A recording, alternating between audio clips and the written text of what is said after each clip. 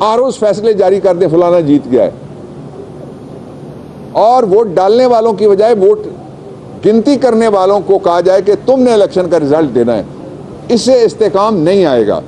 मैं ये खुल के ये बात कहना चाहता हूँ कि इस्तेकाम लाने के लिए ज़रूरी है कि जो निज़ाम आए उसके पीछे अवाम आए, उसके पीछे आम आदमी की राय आए।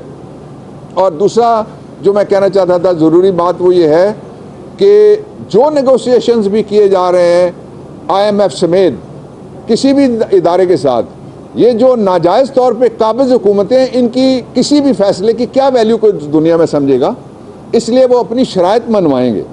और पाकिस्तान जिस किस्म के गंभीर मसाइल में फंसा हुआ है, उसमें से निकलने का वाहिद रास्ता ये है कि लोग अपने फैसले के साथ इलेक्शन से बाहर निकलें, और इलेक्शन से बाहर जिनको मुंतखब करें वो किसी का और का फैसला नहीं होना चाहिए, वो सिर्फ वोटर का फैसला होना चाहिए।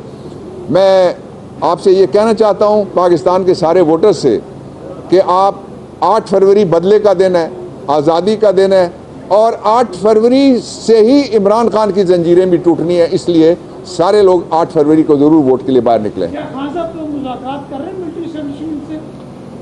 खान साहब रिलाई भी करेंगे, मुज़ाकरात भी करेंगे और तकिया भी करेंगे वोटर्स पर।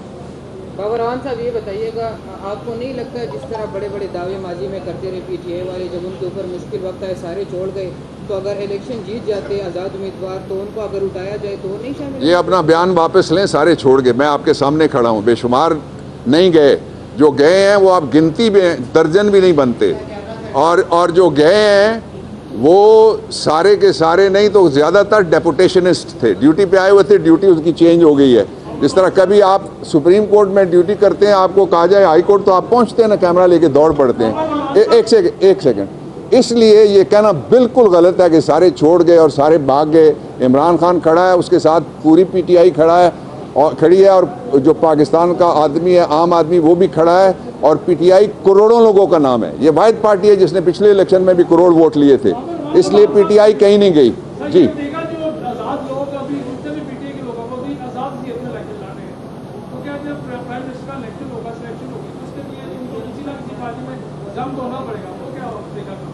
उसके लिए आपने अच्छा सवाल किया। ये समझने वाली बात है, एक दो जो साबिक मुलाजिम हैं इलेक्शन कमीशन के अहदों पे बैठे हुए हैं, वो इस तरह की बातें फैला रहे हैं। साबिक मुलाजिम मैं कह रहा हूँ, मौजूदा नहीं।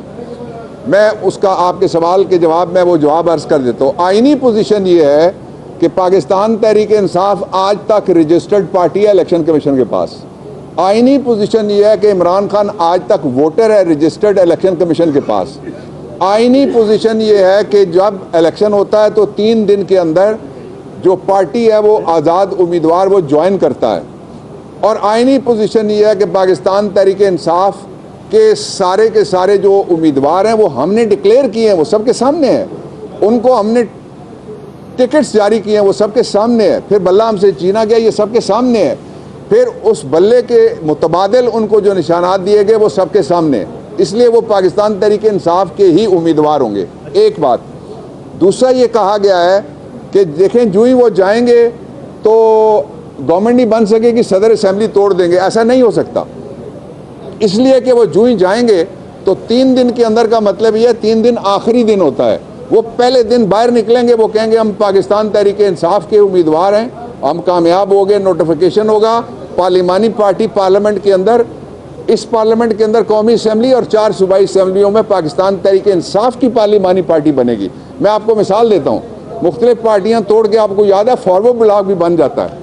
तो इसलिए पार्लिमानी पार्टी का रजिस्टर होना ज़रूरी नहीं है। इसलिए लेट्स बी वेरी क्लियर, मेरे ख्याल में आपको बात मेरी क्लियर हो गई कि लेट्स बी वेरी क्लियर कि इस तरह की अफवाहों पे यकीन ना रखें कि असेंबली टूट जाएगी। लेकिन अगर धांधली के जरिए से कोई असेंबली मुसल्लत करने की कोशिश की गई तो वो 2 महीने भी नहीं चलेगी। अच्छा सर, ये बताएं, जब से तहरीक इंसाफ के आज़ाद उम्मीदवारों को सब्जियों के निशान मिले, सब्जियां बड़ी महंगी हो गई, तो उस महंगाई का जिम्मेदार कौन है? भाई ने बहुत आलमाना सवाल किया है कि जब से पाकिस्तान तहरीक इंसाफ को सब्जियों वाले मिले निशान तो सब्जियां महंगी हो गई हैं, तो ज़िम्मेदार कौन है? आपको पता ही है 75 साल के सारे जो भी महंगाई है उसका ज़िम्मेदार कौन है? पाकिस्तान तहरीक इंसाफ है। बनने से पहले भी थी हुकूमत में, आने से पहले भी थी हुकूमत, जाने के भी बाद ही। لیکن لوگ بیوقوف نہیں ہیں، نہ اس طرح کا وہ سوال اور نہ اس طرح کا کوئی جواب، نہ اس طرح کا کوئی پروپیگنڈا وہ مانیں گے۔ لوگوں کو پتہ ہے ان کی زندگی اجیرن کر کے برباد کر کے جو گیا ہے، وہ اب پھر اس کے لیے جہاز آئے گا، اس لیے کہ وہ جو سرکاری ہوا بھری ہوئی تھی امید پاکستان کے غبارے میں،